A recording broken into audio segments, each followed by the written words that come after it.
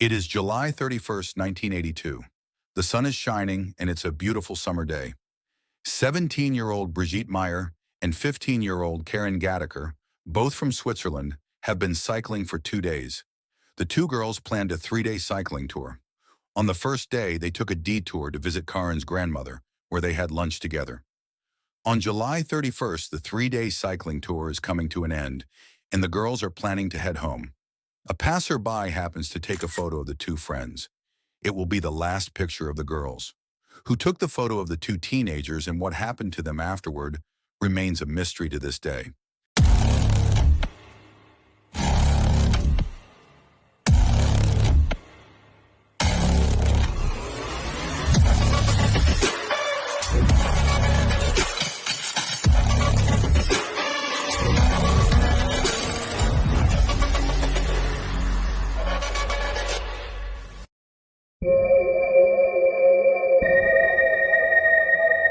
The two girls had already spent 2 nights in a youth hostel. For Saturday, July 31st, they had planned their journey home. In the morning, witnesses saw them by a river where they were washing their clothes and preparing something to eat. Shortly before noon, they were seen at an intersection between Oberrade and Kobelwies. I found the spot on Google Maps. This is exactly where the fork in the road is.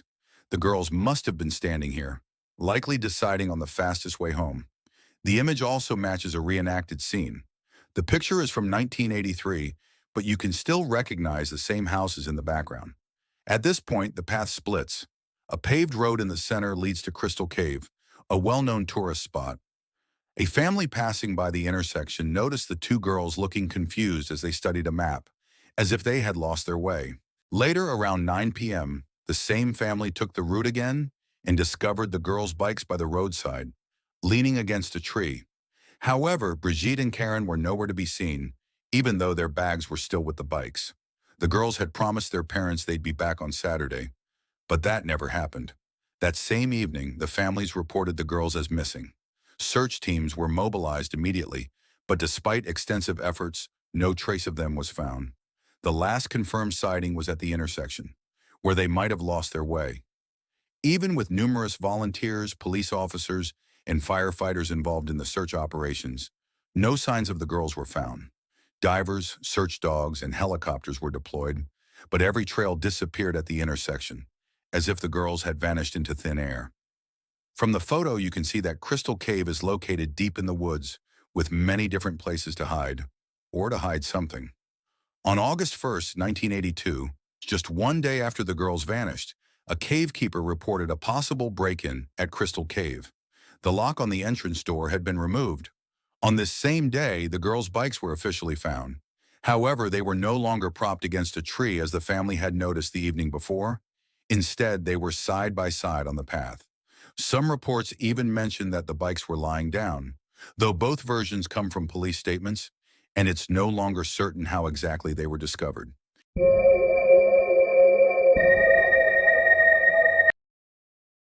On October 2nd, 1982, 2 months after the girls disappeared, a hiker along the path near the Crystal Cave noticed a sharp smell of decomposition.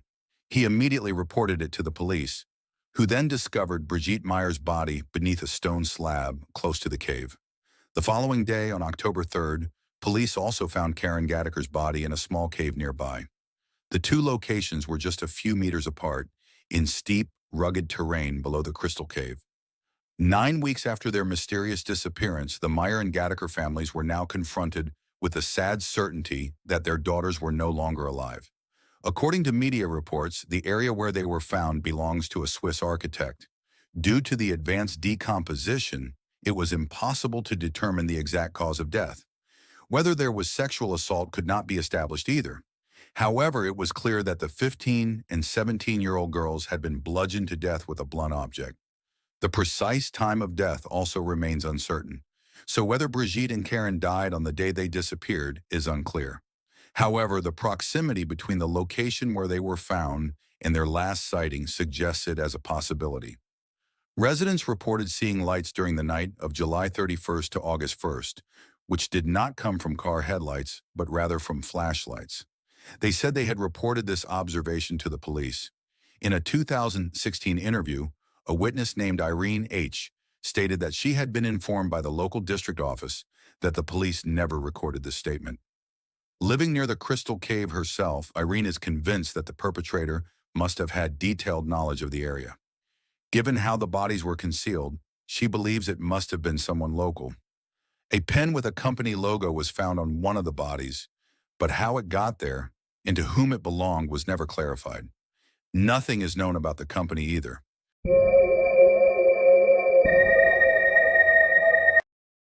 As part of the investigation, Swiss police scrutinized numerous individuals, including several employees from the Crystal Cave. However, none of them could be definitively linked to the girls' deaths.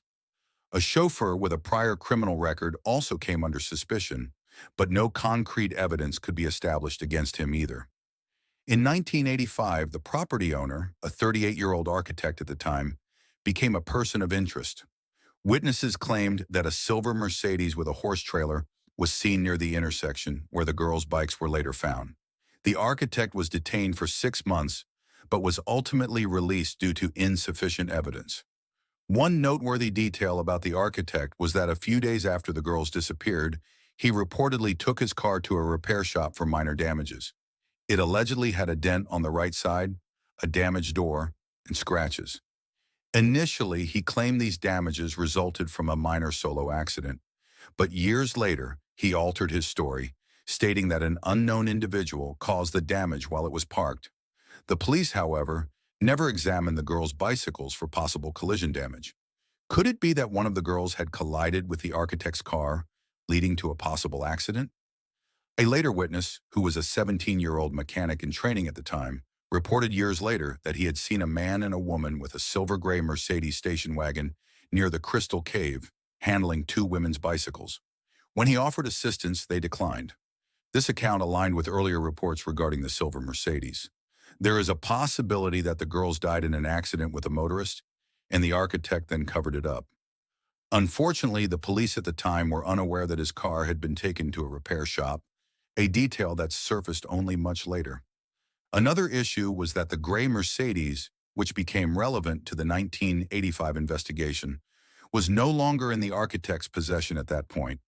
Both the vehicle and its records had disappeared and could not be located.